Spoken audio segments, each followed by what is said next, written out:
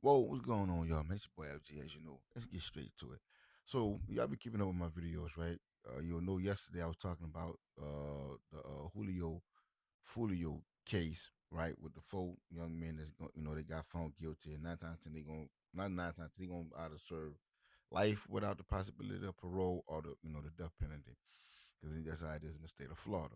But anyway, so, looking at the case and stuff like that and watching the videos and stuff like that, one particular person, right? That young man didn't have a chance, bro. That young man didn't have a chance to have a normal life, man. And it's not no excuse for his actions, right?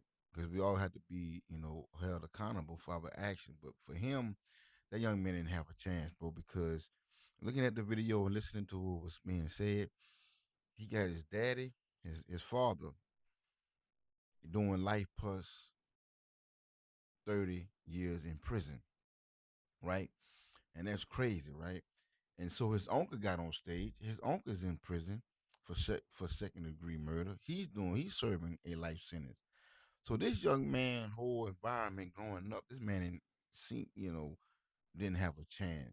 Unlike the other suspects, where one of them had a good father figure, took him to New York, so he had a little travel underneath his belt, and then one grew up in a household where none of them seen this coming. But this young man here, man, it makes you feel sorry for him because that young man didn't have a chance. He come from an environment where his daddy is serving life plus 30, and he has an uncle, two people that's supposed to be leading him in the right direction, man, as men to teach him this is how the do's and don'ts. But he's in prison. His dad in prison, so he would just he grew up around chaos, so that's all he knew.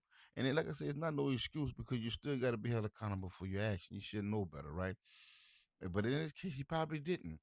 And it make you feel sorry for these young people, man, because they are being led by a bunch of grown people that are idiots, and they not teaching the youth, you know what I'm saying, any better, man. And I feel like as men, we have to do better by these kids, so these kids won't end up, you know what I'm saying, like won't end up in the streets or whatever like that. And it's crazy because father and son about to be serving life together, bro. And that's crazy to think. And the uncle.